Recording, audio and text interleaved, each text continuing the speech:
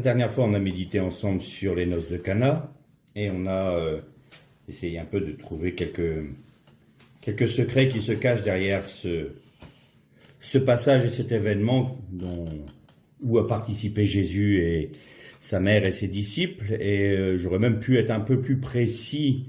À un moment, je vous ai parlé des 6 vases qui étaient remplis d'eau. Je vous avais dit que l'eau, c'était aussi la Torah, puisque dans Deutéronome 22, verset 2, ou 32, verset 2, je crois, il est dit que ta parole est comme ma parole, dit Dieu, et comme la pluie qui vient en son temps, ou comme la rosée du matin. Et vous notez que c'est le Mashiach qui a demandé aux serviteurs de remplir d'eau, et j'ai envie de dire que c'était plutôt la Torah du Messie. Vous vous souvenez, je vous ai parlé des 2 tables, les 2 premières tables qui ont été brisées, quand il y a eu le péché du veau d'or. Et donc, c'est le Messie qui demande à ses serviteurs de remplir de sa Torah toute la création. Et je vous avais dit également que l'ordonnateur du repas était la Torah également, qui disait, mais d'habitude, dans tous les mariages, on donne le meilleur vin au début, mais toi, tu as gardé le meilleur vin pour la fin, c'est la Torah de Moshe. La Torah de Moshe qui devait trouver un accomplissement meilleur encore en Jésus-Christ. Et on s'était dit que tous les personnages étaient rassemblés, sauf un. Et ce personnage, c'était l'épouse. Et donc, je voudrais qu'on médite, on va voir si on peut le faire tout en un coup aujourd'hui ou pas, on fera en 2 fois s'il faut. Mais j'aimerais qu'on essaye de déterminer ensemble, pas de manière exhaustive, mais de tirer quelques petits renseignements sur qui est l'épouse et où se trouve-t-elle, puisqu'elle n'est pas aux noces. Elle n'était pas aux noces, elle est en préparation, elle se prépare. Donc, qui est-elle et où est-elle? Et pour ce faire, on va notamment se pencher sur le chapitre 2 et 3 de l'Apocalypse, qui nous parle des 7 lettres aux 7 églises d'Asie mineure. Donc on va partir sur cela et on va l'étudier au fur et à mesure de la lecture. Mais avant toute chose, en introduction, j'ai envie de dire que l'épouse d'ores et déjà a un nom. C'est très simple. Avec qui Dieu a-t-il fait une alliance? Une alliance selon les modalités de l'époque du judaïsme, il y a un contrat qui est fait entre les époux.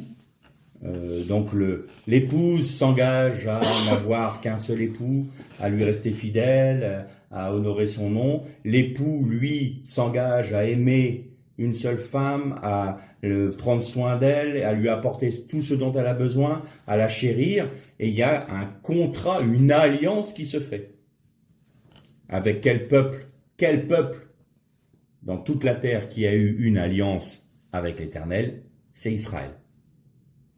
Alors, de penser que l'Église, telle qu'on la conçoit, je ne dis pas que l'Église n'est pas l'épouse, mais je parle de l'Église telle qu'on peut la concevoir après avoir eu 2000 ans d'histoire et avoir été séparée de sa racine qu'est Israël à cause des pères apologètes de l'Église.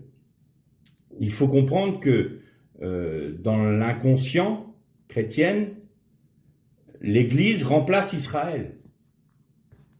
Or, si vous prenez le poids numérique du mot épouse en hébreu qui est kala, kala en hébreu veut dire épouse, vous l'avez, le poids numérique c'est 10. Alors je fais juste une aparté là parce qu'on m'a fait une remarque notamment sur la chaîne. La guématria n'est pas de la numérologie.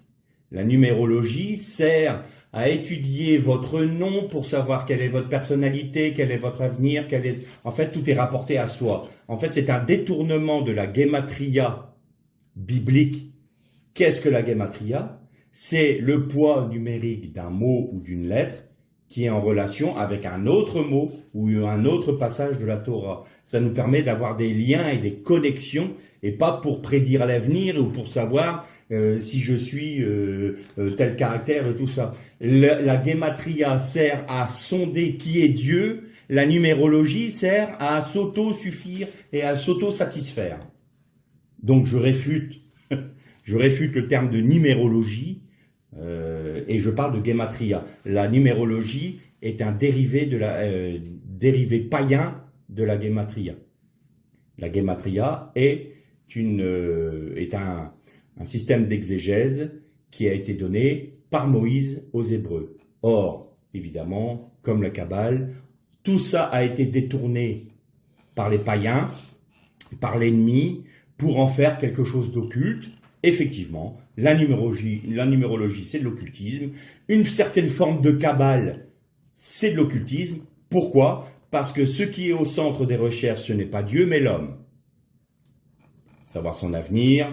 Voilà. Donc, à partir du moment où vous faites de la numérologie pour savoir qui vous êtes, comment vous êtes, si vous êtes le plus beau, si vous êtes comme ci, si vous êtes compatible avec tel autre et tout ça, ça, c'est de l'occultisme. Par contre, la gematria ou toute autre forme d'exégèse qui vous amène à connaître Dieu, c'est différent. L'ennemi voudra toujours vous détourner de Dieu, et ce qui est vrai, voudra vous amener vers Dieu. Donc voilà, j'ai fait cette parenthèse, j'espère que maintenant c'est clair et qu'on ne va pas me rabattre les oreilles avec cette numérologie. Bien, ça c'est clair. Donc Kala, poids numérique 10. Si vous prenez Israël en allant sur le Mispar Katan, c'est-à-dire en réduisant au plus petit nombre, vous trouvez 10 aussi. Et quand Jésus a dit à l'apôtre Pierre, à Céphas, tu ne seras plus appelé Céphas, mais tu seras appelé Pierre. Et sur cette pierre est veine, donc c'est le Père et le Fils. Sur cette pierre, je bâtirai non pas mon église, comme ça a été traduit par Louis II, mais ma maison de prière. Beit Tefiliati. Ça, c'est la maison de prière qui reprend un passage d'Ésaïe 56 qui nous parle que les nations seront dans la maison de prière en Israël. Eh bien, si vous prenez maison de prière seule, vous trouvez 9. Donc, si l'Église, comme on la conçoit, est séparée d'Israël, elle ne correspond, son poids numérique ne correspond pas à épouse. Israël seul correspond à épouse. Mais si vous faites Israël plus maison de prière, là vous retrouvez l'épouse. Donc j'ai envie de dire que la véritable épouse, c'est Israël, et rattaché à Israël, ceux des nations qui sont appelés à faire partie de la maison de prière. Voilà. Donc l'épouse, c'est Israël. Elle a un nom, Israël. Et l'Église, c'est les Juifs et les non-Juifs qui ont reconnu en Jésus le Mashiach. Parce qu'il a plu à Dieu, pour être tout à fait juste, de faire en sorte que les Israélites soient à la même enseigne que les nations. C'est-à-dire que même s'ils ont été choisis pour leur père, si c'est leurs pères qui ont été choisis par Dieu, même si Dieu a fait une alliance avec eux au mont Sinaï, même s'il a été leur Dieu, s'il les a conduits, que le temple de l'Éternel était à Jérusalem et la présence de l'Éternel était à Jérusalem, eh bien, il a plu à Dieu de faire en sorte qu'ils soient soumis à la même grâce que nous. Et c'est la raison pour laquelle les Juifs qui ne reconnaissent pas le Messie ont le même châtiment que ceux des païens qui ne reconnaissent pas le Messie. Et vice-versa, tout Juif qui reconnaît le Messie, tout comme tout païen qui reconnaît le Messie, est membre de l'Église, donc membre de l'épouse. Je crois que c'est assez clair pour tout le monde là. Donc l'épouse, c'est ça. Maintenant, comment est-ce que on peut dire l'épouse est là, on a vu un peu qui elle était. Maintenant, où se trouve-t-elle? Dans beaucoup d'enseignements évangéliques, et même plus largement, je pense que ça touche aussi le catholicisme, l'orthodoxie et toutes les branches du protestantisme, on dit que l'Église dans son ensemble, c'est l'épouse. Donc, on part du principe que tous vont avoir part aux noces de l'agneau. À partir du moment où vous êtes dans l'Église, vous avez part aux noces de l'agneau. Et je crois qu'il faut approfondir un peu la question parce que tout en méditant la parole de Dieu, il ne me semble pas que ce soit ce qui est dit dans la parole de Dieu.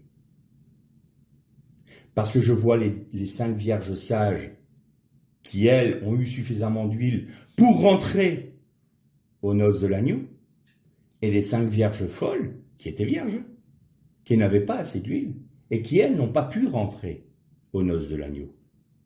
Alors évidemment, comme nous avons un esprit très cartésien, et que nous n'avons pas cette mentalité orientale qui nous permet de mettre des nuances là où Dieu en met, eh bien on est parti du principe que les vierges folles étaient automatiquement les apostats qui a été déchus.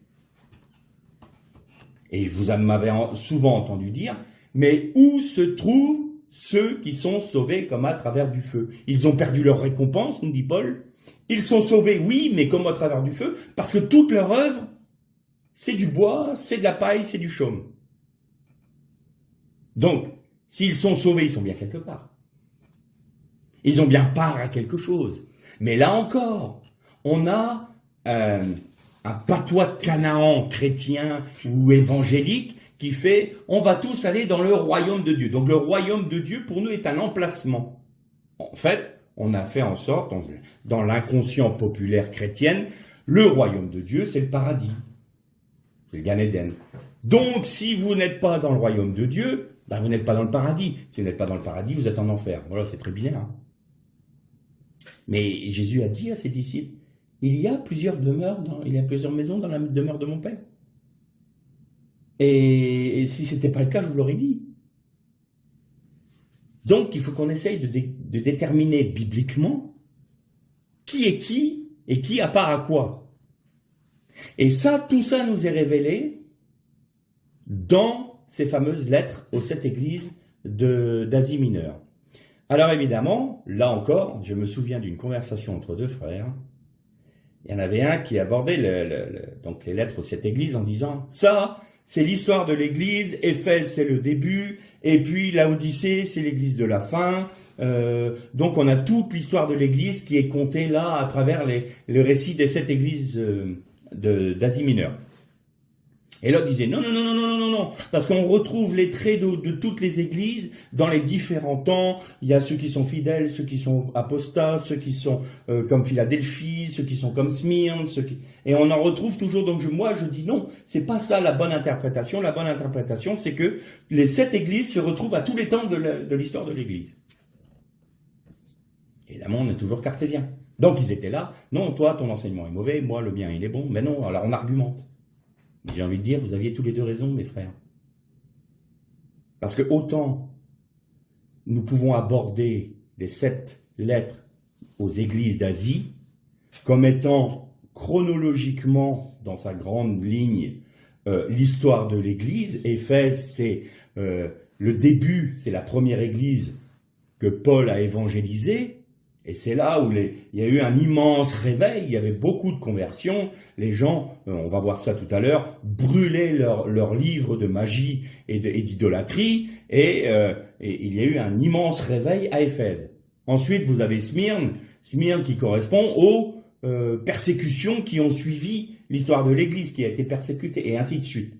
Mais en même temps, dans toute l'histoire de l'Église et dans des assemblées locales, vous pouvez trouver les caractéristiques des 7 églises, en tout temps.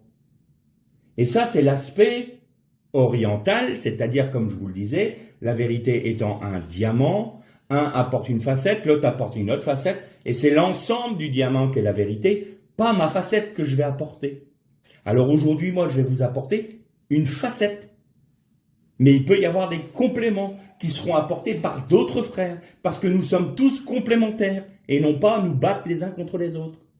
Donc plutôt que de nous diviser sur des questions doctrinales, entre guillemets, comme ces 2 frères, non, parce que c'est l'histoire de l'Église, c'est la chronologie de l'histoire de l'Église, non, on retrouve ces aspects-là, mais mettez-vous ensemble, regardez, en fait, toute la vérité, vous la détenez. Donc rentrons plutôt dans cet aspect-là, que de se dire, ah là, et non, il n'a pas fait la bonne interprétation, lui, il ne faut pas l'écouter. Ah bah lui, non plus. La bonne interprétation, bah évidemment, la bonne interprétation, c'est celle que moi je donne. Évidemment. J'ai raison. Donc, Aujourd'hui, je vais vous apporter un aspect. Et vous allez entendre un autre message d'un autre frère ou d'autres frères qui vont vous apporter d'autres aspects. Et à ce moment-là, vous commencerez à faire le tour un peu de la vérité. Christ seul est la vérité. Nous pouvons, en tant que serviteurs de Dieu, que apporter un aspect de la vérité qui doit être complété avec nos œuvres. Parce que la plénitude de Christ remplit les uns et les autres. Et quand nous sommes tous unis les uns les autres, c'est tout Christ qui est révélé. C'est pas un seul homme qui détient la vérité, encore heureux. J'aimerais pas détenir la vérité tout seul. Ça me ferait peur. Parce que je pourrais m'enorgueillir et dire, écoutez-moi, c'est moi qui ai raison. J'ai toute la vérité. Non, j'ai une part de la vérité.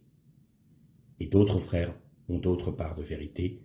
Et il faut que l'on reste dans l'union, dans la communion et dans l'amour fraternel qui nous permettra de partager ce que nous avons reçu de la part du Seigneur de manière à connaître qui il est dans la communion fraternelle. Je te prie, Dieu, pour qu'il soit un comme nous sommes un. Le gros problème des dénominations, vient de ça, c'est qu'on a pris une vérité comme étant la vérité. L'autre a pris un aspect de la vérité comme étant la vérité, et on se fait la guerre. Alors que tous ont une part de la vérité. Rien ne doit nous désunir, si ce n'est le rejet de l'idolâtrie. Ça, c'est un autre problème. Mais, à partir du moment où nous sommes rentrés dans un aspect de la vérité, nous n'avons aucun droit de nous diviser au nom de cette vérité que nous avons découverte, ou de cette part de vérité que nous avons découverte. Or, c'est ce que nous faisons. Et nous sommes responsables devant Dieu de cela. Et nous devrons rendre compte devant Dieu de cela. Bien. Suite à cette introduction, on va commencer donc à lire le chapitre 2 au verset 1 du livre de l'Apocalypse. Et on va parler de l'église d'Éphèse. À l'ange de l'église d'Éphèse, écrit, « Voici ce que dit celui qui tient les 7 étoiles dans sa main droite, celui qui marche au milieu des 7 chandeliers. Je connais tes œuvres, ton travail et ta persévérance. Je sais bien que tu ne peux pas supporter les méchants. Tu as mis à l'épreuve ceux qui se disent apôtres et ne le sont pas. Et tu les as trouvés menteurs. Tu as de la persévérance, tu as souffert à cause de mon don, et tu ne t'es pas lassé. Mais j'ai contre toi. Tu as abandonné ton premier amour. Souviens-toi donc d'où tu es tombé. Change radicalement et reviens à tes premières œuvres. Sinon, si tu ne changes pas radicalement, je viendrai à toi et j'enlèverai le chandelier de sa place. Cependant, tu as ceci pour toi. Tu détestes les œuvres des Nicolaïtes, œuvres que moi-même je déteste. Celui qui a des oreilles entende ce que l'Esprit dit aux églises, aux vainqueurs, je donnerai à manger de l'arbre de la vie qui est dans le Gan Eden, paradis de Dieu. Alors, je vous ai toujours dit qu'il était toujours important de remettre dans le contexte historique et géographique de l'époque, donc historique et géographique, des textes que nous lisons. C'est extrêmement important parce que vous allez voir que dans les 7 lettres, il y a des particularités qui sont données à chaque église qui correspondent à leur histoire et à leur position géographique. Et ce qui permettait aux frères et sœurs de ces églises d'être percutés dans ce qui était dit. Mais aujourd'hui, nous pouvons, nous, tirer un enseignement de cela. Mais si nous ne connaissons pas l'histoire, si nous survolons, si nous prenons ça juste comme ça, sans essayer de creuser un peu plus loin et de découvrir certains secrets, eh bien, il y a beaucoup d'aspects qui nous manquent. Alors, Éphèse, comment agissait Paul déjà pour agir? Parce qu'il faut savoir que l'Asie mineure, c'était le champ missionnaire de l'apôtre Paul. Quand il a été amené à Rome et il est mort à Rome, l'apôtre qui a pris autorité sur les églises d'Asie, ça a été l'apôtre Jean, jusqu'à sa mort.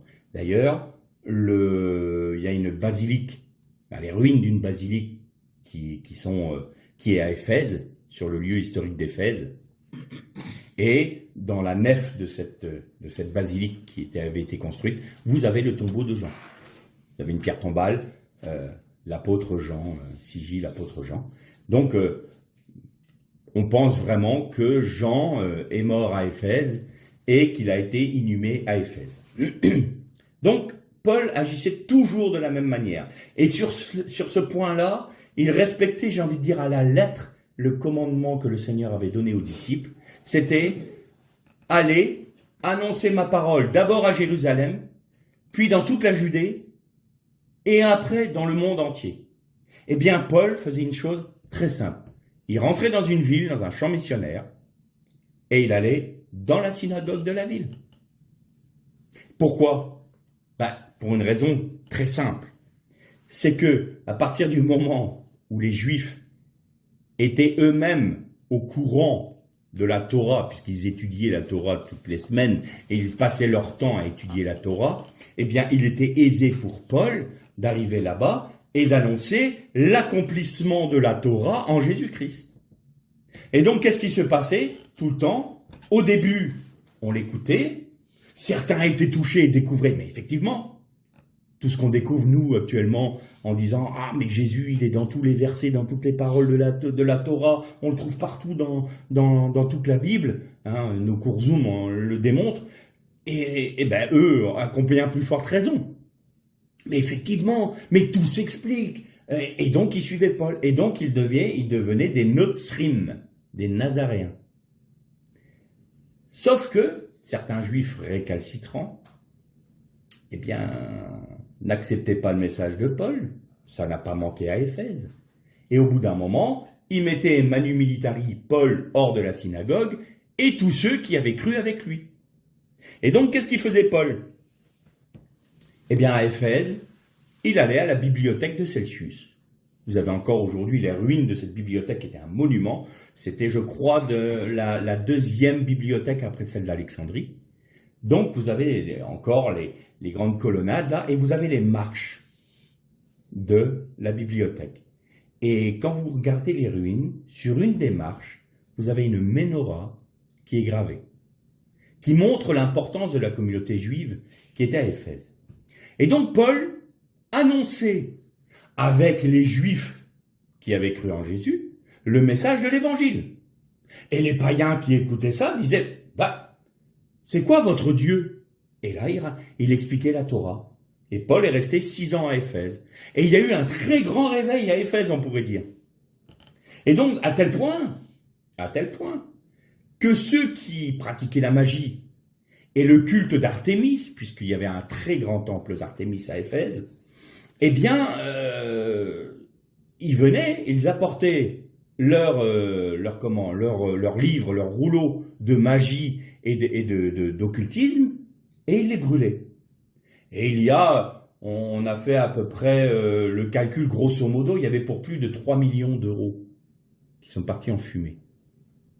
Et puis, il y avait un certain Démétrius. Alors Démétrius, vous lisez dans le texte, Démétrius, lui, il était un artisan qui faisait des statues d'Artémis et qui faisait des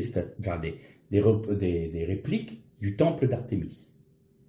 Mais ses affaires ont commencé sérieusement à péricliter, ainsi que tous ses collègues. Il était responsable, il était le chef de tous les commerçants du coin. Et eux, ils ont commencé à voir leur commerce s'effondrer, puisque tout le monde rejetait les idoles, rejetait Artémis. Et alors, qu'est-ce qu'il a fait ? Il a fomenté, et on lit ça dans le livre des Actes, il a fomenté une révolte des commerçants et du peuple dans le fameux cirque d'Éphèse.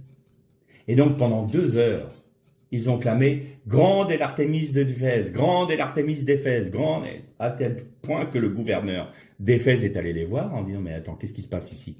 Parce que là, vous êtes en train de faire une révolte. Si vous faites une révolte et que le gouverneur de la province l'apprend, vous allez avoir affaire aux armées romaines. Donc, maintenant, je vous demande de vous taire.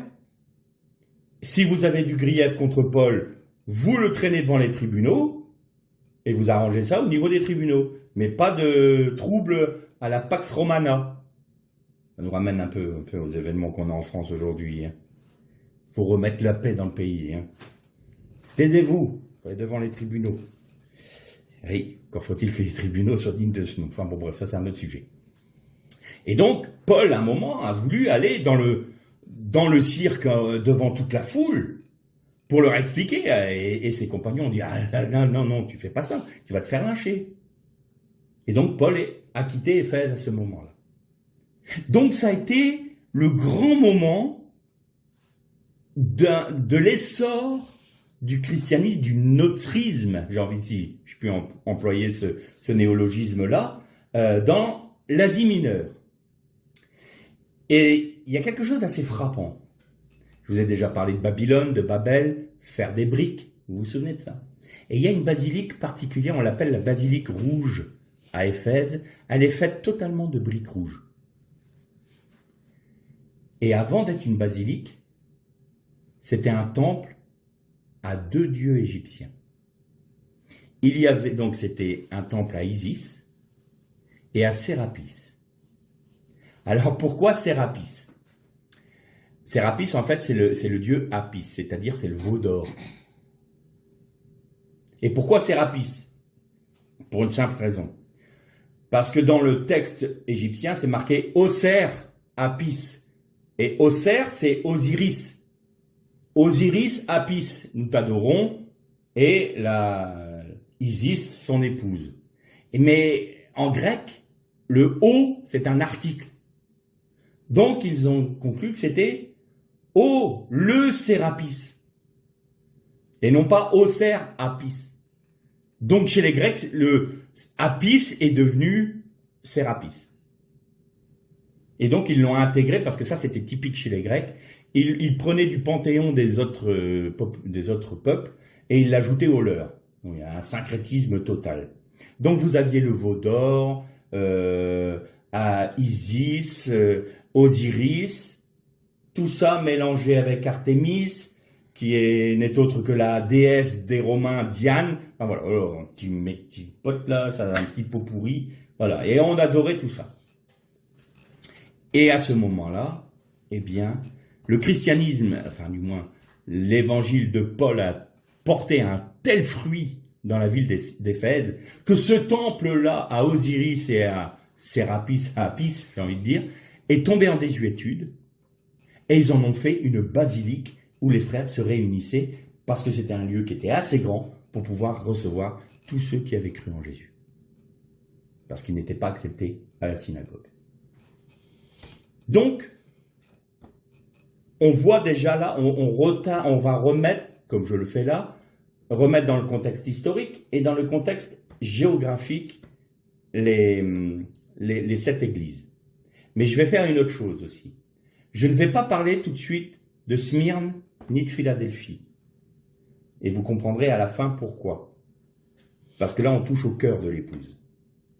Donc, on va parler des 4 autres, oui, on va y arriver, des 5 autres, pardon. Et ensuite, on terminera par Philadelphie et Smyrne, et on terminera aussi par les promesses qui sont faites à chaque fin de lettre, à chaque église. Au vainqueur, je donnerai, donc là, de l'arbre de la vie. Donc tout d'abord, on replante toute chose. Éphèse se trouve donc sur la côte ouest, sur la côte à l'ouest de l'Asie mineure. Et ensuite, on va passer à Pergame, puisqu'on va sauter Smyrne. Donc Pergame. On trouve ce texte dans le chapitre 2 au verset 12. À l'ange de l'église de Pergame écrit: Voici ce que dit celui qui a l'épée acérée à 2 tranchants. Je sais bien où tu habites. C'est là que se trouve le trône de Satan. Tu es attaché à mon nom, et tu n'as pas renié ma foi. Même au jour où Antipas, mon témoin fidèle, a été tué chez vous, là où le Satan habite. Mais j'ai contre toi certains griefs. Tu as là des gens attachés à l'enseignement de Balaam, qui enseignait à Balak comment causer la chute des Israélites en les incitant à manger des viandes sacrifiées aux idoles et à se prostituer. De même, tu as, toi aussi, des gens qui sont pareillement attachés à l'enseignement des Nicolaïtes. Change donc radicalement, sinon je viendrai à toi bientôt et je leur ferai la guerre avec l'épée de ma bouche. Que celui qui a des oreilles entende ce que l'Esprit dit aux églises. Au vainqueur, je donnerai de la manne cachée, un caillou blanc, et sur ce caillou est écrit un nom nouveau que personne ne connaît sinon celui qui le reçoit. Pour terminer sur Éphèse, qu'est-ce qui leur a été reproché à Éphèse, c'est de perdre leur premier amour. C'est-à-dire que Éphèse, tout d'un coup, a été emballé, ils ont aimé le Seigneur Jésus à l'annonce du message de l'Évangile, et puis tout d'un coup, cet amour s'est étiolé, et c'est devenu une forme de ronronnement, j'ai envie de dire. Et donc, ils ont perdu cet amour. Et le Seigneur les incite à l'aimer, lui, et non pas les œuvres. À l'aimer, lui, et non pas... Et ça, on retrouve ça dans beaucoup d'églises. Donc, le reproche à Éphèse, c'est d'avoir perdu son premier amour. Si vous remontez au nord d'Éphèse, vous allez trouver une ville actuelle qui s'appelle Bergama. Et Bergama est sur le site de l'ancienne Pergame. Pergame, c'est très particulier parce que donc il y avait Pergame, Smyrne et Éphèse étaient 3 villes les plus importantes de la province. Et c'était là où on avait le droit d'établir des temples de l'empereur. Des villes qui n'avaient pas cette envergure-là, je crois que c'est Thyatire qui avait fait la demande d'avoir un temple de l'empereur, et ça lui a été refusé parce que ce n'était pas une ville suffisamment importante et suffisamment riche pour pouvoir accueillir le temple de l'empereur. Bien. Pergame se battait souvent, la bagarre se faisait pour être la première des villes entre Éphèse et Pergame. Mais Pergame, son histoire est assez intéressante. Donc, elle est au nord, c'est une ville très importante, et c'est une ville qui avait 3 points principaux qui nous donnent un renseignement sur le pourquoi Jésus dit c'est là où réside Satan et où se trouve le trône de Satan. Alors, on a cherché, les historiens ont cherché, qu'est-ce que Jésus a pu vouloir dire en disant, voilà, c'est là que Satan existe, vit, donc il vit seulement à Pergame. Pergame est une typologie d'un système. Et on va essayer de le voir ensemble. Alors d'abord à Pergame, il y avait ce qu'on appelait l'Asclépion. L'Asclépion était un centre de soins qui mêlait la médecine traditionnelle de l'époque avec la médecine psychologique, psychiatrique et la magie. Et pourquoi la magie? Parce que le patron de cet institut était le dieu Asclépios, d'où le nom Asclépion. Et ses attributs à ce dieu-là, c'était un bâton autour duquel était entouré un serpent. D'où la caducée. La caducée a été tirée du dieu Asclépios. Pour dire que, je ne suis pas en train de dire que la médecine en tant que telle est mauvaise, mais quand on voit les références qu'elle prend, parfois la médecine peut être dévoyée.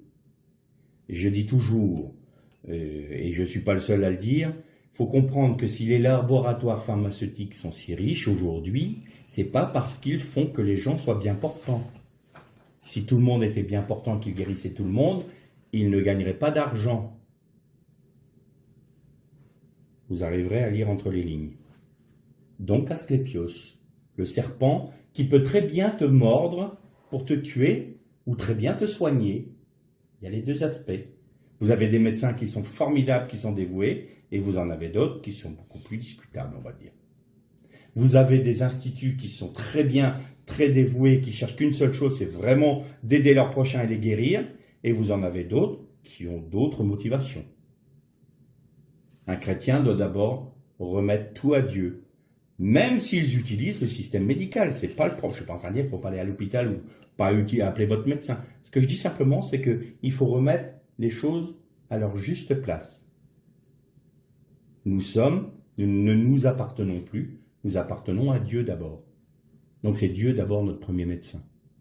Et si le Seigneur nous demande d'aller, pour aller nous faire soigner à l'hôpital, nous le faisons. Mais c'est Dieu d'abord. Donc il y avait cet aspect-là, et notamment une des pratiques dans l'Asclépion était que les hommes devaient, donc les patients devaient dormir, et pendant leur sommeil, était-ce des rêves ou était-ce véritablement de véritables serpents? Soit ils rêvaient, soit ils avaient des serpents qui, pendant leur sommeil, passaient sur leur corps. Et quand ils s'arrêtaient à un endroit, c'était l'endroit qu'il fallait soigner. Et donc on faisait des incantations pour guérir le malade sur l'endroit où le serpent s'était arrêté. Donc on utilisait les serpents pour guérir, pour montrer comment soigner le patient. Le serpent, donc on se tourne vers Satan plutôt que de se tourner vers Dieu. Donc il y avait l'Asclépion. Il y avait un autre point, et donc j'en ai parlé tout à l'heure, c'est le temple de Trajan. Il faut savoir que toute population qui était sous l'égide de Rome avait obligation de rendre un culte à l'empereur. Donc il devait aller offrir des sacrifices à l'empereur et lui rendre un culte. Un seul peuple avait une dérogation. Et ce peuple, c'était le peuple juif. Parce qu'il était hors de question pour un juif d'adorer un autre Dieu que l'Éternel même. Et donc, pas question, il préférait se battre, se révolter, se rebeller. Rome a connu quelques révoltes assez intéressantes de la part des Juifs et ils se sont dit, bon, vous êtes exemptés du culte à l'empereur, seulement vous offrez des sacrifices dans votre temple pour la santé de l'empereur. On dit ça, on veut bien. Ça, on est d'accord. Mais nous faire adorer l'empereur, jamais. C'était ferme. Ils avaient raison. Et vous allez voir que c'est très important dans la suite de notre méditation, et ça va nous permettre de voir qui est cette fameuse synagogue de Satan, et ceux qui se disent juifs et qui ne le sont pas, qui a été utilisée par les chrétiens pour justifier la persécution des juifs, et qui est utilisée aujourd'hui par une certaine frange africaine pour dire que ceux qui sont en Israël aujourd'hui sont des usurpateurs et que les véritables juifs, c'est les noirs africains, et qu'à partir de là, donc la persécution chrétienne qui a amené à la Shoah, aujourd'hui, certains peuples africains la reprennent et voudraient mettre hors d'Israël ceux qui ont laissé 6 millions de morts à la Shoah. Excusez-moi, mais c'est pardonnez-moi l'expression, mais c'est leur cracher au visage, quoi. Donc, on va savoir qui. Et ils utilisent ce texte-là. Oui, ce sont ceux de la synagogue de Satan qui se disent juifs et qui ne le sont pas. Ils nous ont usurpé notre identité. Bon, je ne connais pas de juifs africains qui ont été persécutés comme eux ont été persécutés. Il y a un moment, il faut arrêter d'être ce cinéma-là. Donc, il y a quelque chose de grave qui se fait à ce niveau-là. Donc, c'est clair, c'est pas ça du tout. Et au contraire, ce texte a été utilisé pour persécuter les Juifs. Donc si on recommence encore aujourd'hui, on rendra compte devant Dieu aussi. Et donc voilà pour ce qui est du temple de Trajan, qui lui a été reconstruit sur le temple qui était dédié à Auguste. Et il y avait un autre élément que l'on appelle l'autel de Zeus. Alors l'autel de Zeus était très particulier, c'était très grand, comme un trône. Et au milieu de cette grande place avec des colonnades et des sous-bassements, et sur les sous-bassements, vous aviez ce qu'on appelle le combat entre les géants et les humains. Des réminiscences de la Genèse. Mais bon, c'était les géants et puis les bons Grecs qui sont venus combattre les géants. Bon. Toute civilisation, on revient toujours à l'origine de l'humanité de toute façon. Donc on parlait des Néphilim, quoi. Et donc ce temple-là, il y avait un feu qui était constamment alimenté au centre de cet autel de Zeus, qui était immense, et il ne devait jamais s'éteindre. Si les prêtres n'étaient pas vigilants et que le feu s'éteignait, ils étaient enterrés vivants. Et c'était l'endroit où on faisait des sacrifices. Et il nous est parlé de... le Seigneur Jésus nous parle de comment... d'Antipas. Vous savez, mon fidèle serviteur Antipas qui a été mis à mort justement dans cet endroit où Satan réside. Eh bien, il y avait... ça va pas être joyeux, mais ils avaient un taureau en bronze avec une porte. On mettait le condamné dedans et on allumait un brasier en dessous. Ce qui faisait que la personne cuisait littéralement vive. Et ils avaient fait en sorte que le conduit de la gueule du taureau puisse être ouvert pour que les hurlements du supplicié fassent comme si c'était leur dieu, encore un taureau, hurler ou crier. Et donc tout porte à croire que Antipas a subi ce châtiment.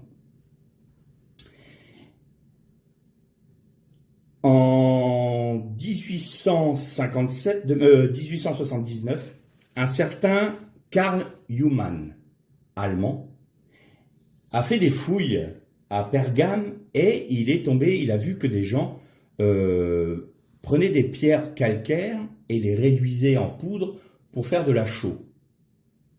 Et puis, quand il a regardé les pierres, il a vu qu'il y avait des fresques dessus.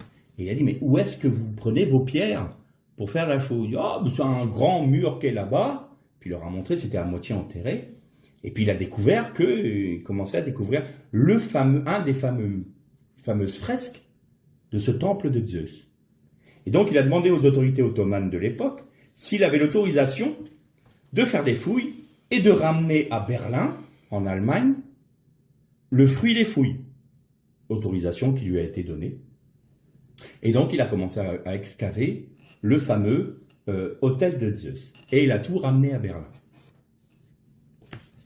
En 1930, ouverture du musée de Pergame à Berlin et du fameux trône de Zeus. 3 ans plus tard, arrivé au pouvoir un certain Adolf Hitler. Avec l'idéologie mystique qui était avec le nazisme, et notamment tout cet aspect de Pourim, je vous ai déjà parlé, du secret dans le livre d'Esther, qui nous rappelle que c'était le nouvel Aman, les nouveaux Amalécites du XXe siècle, qui étaient les nazis. Je ne crois pas qu'il y ait de hasard à ça. Pourquoi? Qu'est-ce que c'était le trône de Satan à Pergame? Eh bien, c'était les 3 éléments. L'aspect magique et thérapeutique, j'ai envie de dire, l'adulation du système politique, c'est-à-dire le culte à l'empereur, et l'idéologie idolâtre, religieuse idolâtre, qui, si vous ne suivez pas la pensée unique, on vous met à mort. Et donc c'est un système politico-religieux qui prend tout ce qui va être le système financier, le système de santé, le système politique et tout le système religieux. Et c'est là que réside Satan. Et je dis souvent, parce que je ne crois pas que ce soit un hasard, ce fameux temple a été reconstruit à Berlin. Il a été inauguré en 1930, ouverture au public. Ensuite, nous avons eu tout de suite après le nazisme. Et ça m'est arrivé de dire à ma femme, tu sais, ils ont perdu la guerre militairement, les Allemands, mais pas idéologiquement. Parce qu'aujourd'hui, l'Union européenne, c'est quelle idéologie? Française? Anglaise? Non, c'est l'Allemagne qui dirige la manœuvre. L'Allemagne est celle qui insuffle l'Union européenne. L'Union européenne n'est que le bras armé, j'ai envie de dire, de l'Allemagne. C'est l'Allemagne qui donne le là. Hein. C'est pas la France, faut pas qu'on se leurre. C'est pas les autres pays membres, c'est l'Allemagne. D'ailleurs, l'euro correspond au Deutsche Mark. Toutes les autres monnaies ont dû s'adapter, mais les Allemands, c'était la parité. Hein. Vous voyez que c'est l'Allemagne. Et c'est pas un hasard que la Shoah se soit faite avec l'Allemagne. Je ne parle pas du peuple allemand dans son ensemble. Bien sûr, on a des frères en Allemagne, il n'y a pas de problème. Mais regardons bien les idéologies et regardons bien ce qui s'est passé. Eh bien, on retrouve ces points-là de Pergame en Allemagne. Et aujourd'hui, l'Union européenne, c'est l'Allemagne. Ça n'a pas changé.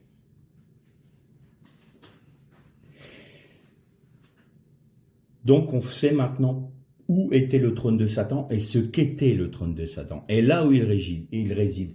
Alors aujourd'hui, il est où? Eh bien, il est dans tous les systèmes politiques, financiers, religieux qui sont en lutte contre Dieu. Et c'est Babylone, la grande, qui est en train de se construire. Et je vous ai dit que Apis, Sérapis, le fameux taureau, le fameux veau, là, le veau qui était sur le temple, sur l'autel de Zeus, dans lequel on sacrifiait des êtres humains. Qu'est-ce qu'il y a devant le Parlement européen? Ah oui, Europe qui chevauche quoi? Un taureau, la bête. Mais après on me dira que tout ça c'est du hasard, c'est pure coïncidence, quoi. Je ne crois pas qu'il y ait de coïncidence. Et même ceux qui aujourd'hui luttent contre Dieu savent très bien ce qu'ils font. Et savent très bien où ils veulent mener l'humanité. Très bien. Et nous sommes dans ces milieux-là, comme nos frères de l'époque étaient dans ces milieux-là, dans ces environnements-là. Et pourtant, ils étaient fidèles. Et là, qu'est-ce qui est reproché à Pergame, à l'église de Pergame? Mais tu acceptes la doctrine des Nicolaïtes, on en a souvent parlé. C'est ceux qui aiment le compromis, le mélange. Oh, allez, on va pas être aussi radicaux. Un petit culte à l'empereur. Oh, allez, on peut se satisfaire du monde et ce qu'il nous offre. Hein. Asclépios, il y a des moments. Moi, j'ai été parfois sidéré de voir que certains chrétiens se disaient, notamment en Indonésie, vous aviez des missionnaires qui annonçaient l'évangile, et les personnes venaient tous les dimanches à l'église en se disant qu'ils étaient chrétiens, et puis quand ils étaient malades, ils allaient voir le sorcier d'à côté. Pourquoi? Parce qu'ils disaient, au moins là, on est guéri. Un peu d'Asclépios, un peu de culte à l'empereur. Allez, on fait notre petite religion, après tout. C'est un hôtel à Dieu, Zeus, Dieu. Dieu vient du mot grec Zeus. Hein. On fait un petit syncrétisme, un petit mélange. Et puis après tout, on est sous la grâce, on peut faire ce qu'on veut. On peut pécher comme on veut. De toute façon, on a la grâce, le Seigneur Jésus nous a pardonné. Pas de problème. Ça, c'est la doctrine des Nicolaïtes. On va passer à une autre église et je pense qu'on terminera parce que là, le temps passe et il ne faudrait pas que j'en ai 2 heures de prédication parce que ça va être lourd autrement. Donc, on va passer. Philadelphie, on va pas la faire aujourd'hui. On va passer à Thyatire.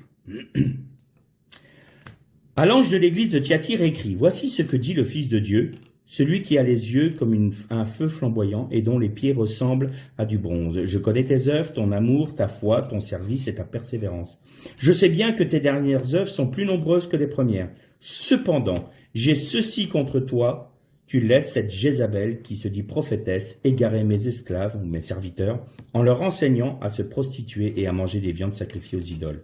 Je lui ai donné du temps pour qu'elle change radicalement, mais elle ne veut pas revenir de sa prostitution. Je vais la jeter sur un lit et dans une très grande détresse, elle et ceux qui commettent adultère avec elle, à moins qu'ils ne reviennent de ses œuvres. Je ferai mourir ses enfants. Toutes les églises sauront que c'est moi qui sonde les reins et les cœurs. Je vous rendrai à chacun de vous selon vos œuvres, mais à vous, à tous les autres de Thyatire qui n'ont pas cet enseignement et qui n'ont jamais connu les profondeurs de Satan, comme ils disent, je dis, je ne mets pas sur vous d'autres fardeaux, seulement ce que vous avez, restez-y attachés jusqu'à ce que je vienne. Au vainqueur, à celui qui garde mes œuvres jusqu'à la fin, je donnerai pouvoir sur les nations. Avec un sceptre de fer, il les fera paître, comme on brise les vases d'argile, ainsi que j'en ai moi-même reçu le pouvoir de mon Père, et je lui donnerai l'étoile du matin. Que celui qui a des oreilles entende ce que l'Esprit dit aux églises. Thyatire. Une église qui fait des œuvres, qui aime Dieu, qui est bouillant pour Dieu, et pourtant, il y a en son sein une personne très particulière qui porte le nom de Jézabel. Alors, rien ne nous prouve historiquement que cette fameuse femme s'appelait Jézabel. Mais elle nous fait référence à une autre Jézabel, du temps d'Akab, celle qui avait détruit les autels de l'Éternel en Israël et qui avait bâti les autels à Baal. Et notamment dans le culte de Baal, c'est une des raisons d'ailleurs pour laquelle c'était un culte qui était très, très en vogue, c'est qu'il y avait la prostitution sacrée. Vous aviez des prêtresses qui se prostituaient, donc celui qui venait offrir une offrande, allait avec une prêtresse, et c'était pour rendre, Baal était le dieu de la fertilité, donc c'était pour rendre fertile la terre du dieu Baal, quoi. Donc Israël à l'époque. Et là, il y a une notion assez intéressante, parce que vous savez que l'apôtre Paul nous parle de ne pas nous asseoir, de ne pas participer à la table des démons. Et participer à la table des démons, c'est très particulier.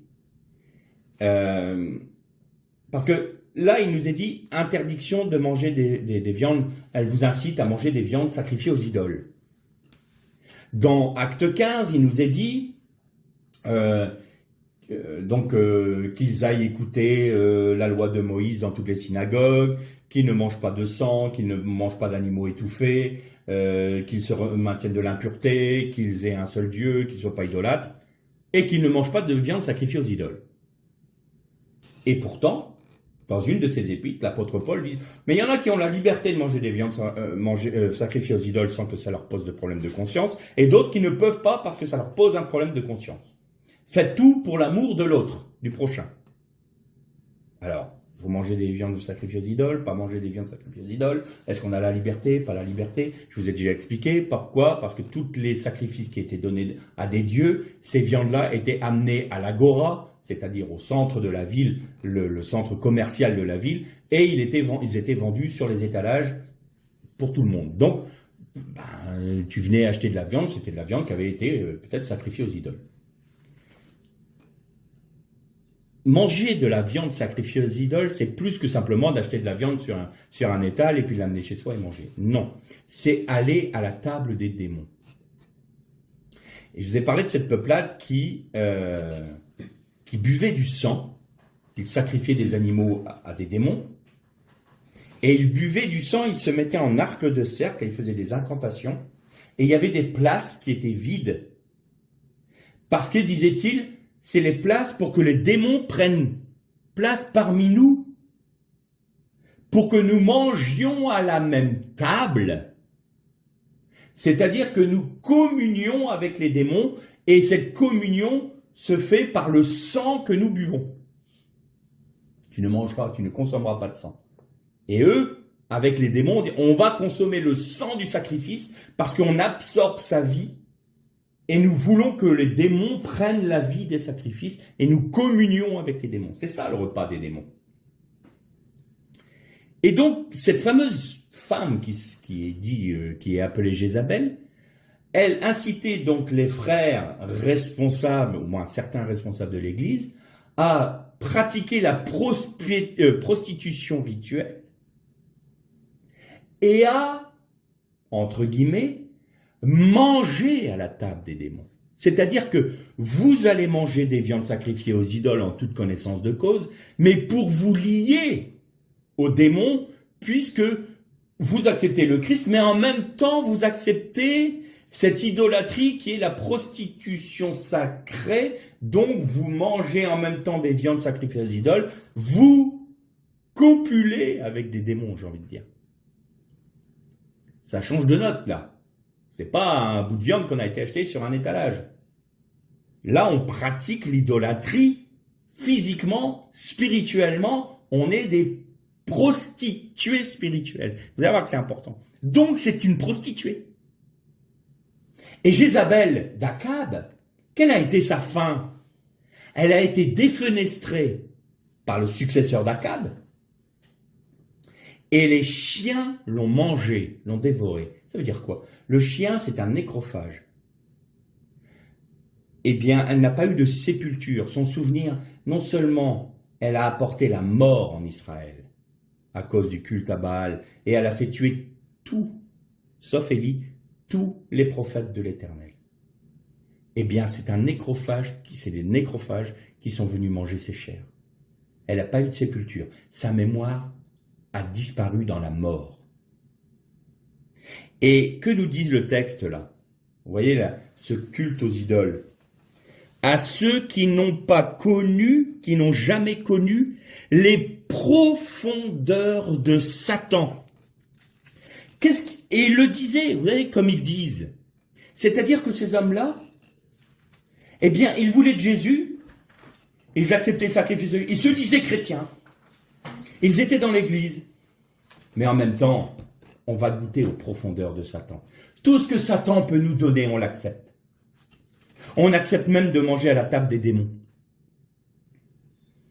Et quand il est dit donc dans Acte 15, ne consommez pas de viande sacrifiée aux idoles, c'était précisément ça. N'ayez pas de commerce avec Satan. N'allez pas connaître les profondeurs de Satan. Pourquoi il disait ça aux nations? Parce que les nations, comme ils étaient païens, ils connaissaient les profondeurs de Satan. C'était leur culture, c'était leur habitude. Alors il le disait, surtout ne mangez plus à la table des démons, ne mangez plus de viande sacrifiée aux idoles. Mais dans un autre contexte, quand nous ne sommes plus dans cette position-là, mais que nous sommes entièrement à Christ, eh bien en Christ on peut manger une viande qui est sur l'étalage et qui a été sacrifiée à une idole. Non, moi en Christ tout est sanctifié. Je ne partage pas la table des démons. Ça me dérange pas. Puis d'un coup il y a le frère à côté qui dit ah oui mais tu sais moi ça me pose un problème. Wow, ça te pose un problème. Par amour pour toi je n'en prendrai pas. Ouais, on revient encore sur des messages des prédications qu'on a eues ensemble. Donc c'est toujours pour l'amour de l'autre. Donc il y a une liberté en Christ, mais là c'est au-delà de la liberté, c'est-à-dire qu'on désire partager la table des démons. La ville de Thyatire était très réputée pour son commerce du pourpre. Et quand Paul a été en Macédoine, il a rencontré un groupe de femmes prosélytes, c'est-à-dire qui n'étaient pas juives de naissance, mais qui étaient des guerres. On en a déjà parlé, des guerres à la porte, et il y avait parmi elles une fameuse Lydie, qui était marchande de pourpre. Et Lydie était originaire de Thyatire. Et quand Paul a annoncé la parole, la Torah du Mashiach à Lydie, elle l'a reçue tout de suite et elle a proclamé dans la Macédoine, elle-même, l'évangile. Eh bien, ce qui est frappant avec Thyatire, c'est que là, vous avez d'une part l'épouse, dans l'image de Lydie, l'épouse qui est marchande de pourpre. C'est-à-dire qu'elle est marchande de la couleur de la royauté, du royaume. Et à côté de ça, vous avez cette prostituée Jézabel. Vous avez l'église pure, l'épouse pure, sans tache et fidèle, en l'image de Lydie, et vous avez la prostituée spirituelle et bien physiquement en Jézabel. Et là, vous avez les deux choses à Thyatire. Eh bien, alors évidemment, dans l'histoire de l'Église, depuis l'origine, la mort de Jésus jusqu'à maintenant, on peut retrouver ces différents aspects-là. Mais on peut retrouver ça aussi dans chaque assemblée locale. Mais plus que ça, le Seigneur nous pointe le doigt aussi personnellement. C'est pas que les églises qui sont touchées, qui sont interpellées. C'est chaque membre de chaque église qui est interpellé. C'est chaque cœur qui est disséqué.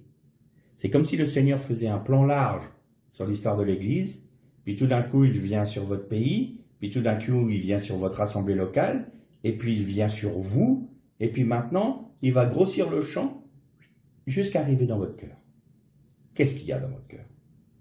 Aimez-vous la table des démons? Aimez-vous la doctrine de Balaam? Avez-vous perdu votre premier amour? Où en êtes-vous? Parce que si chaque cœur est entier pour Christ, la personne est entière pour Christ. Elle va inciter ses frères et sœurs à être entiers pour Christ. Donc toute l'Église sera entière pour Christ.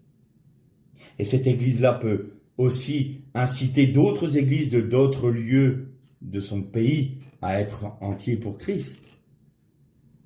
Mais à l'inverse, ceux qui laissent la gangrène prendre dans leur cœur va être une gangrène qui se voit sur leur personne, qui va inciter des frères plus faibles à imiter ces personnes-là et à être gangrénés eux-mêmes, qui va gangréner toute l'église locale, qui elle-même pourra gangréner d'autres assemblées. Vous voyez l'importance? Donc oui, c'est l'histoire de l'église dans son ensemble, mais c'est aussi, nous retrouvons les mêmes choses dans chaque église et dans chaque cœur et chez chacun. Donc, on va s'arrêter là pour aujourd'hui.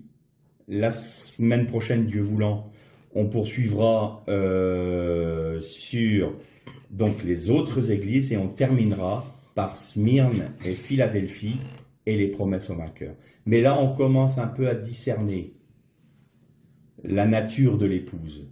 On commence à savoir que dans une église, il peut y avoir des hommes qui aiment, des frères qui aiment la doctrine de Balaam, qui sont pas entièrement pour Dieu, leur amour c'est un peu flétri.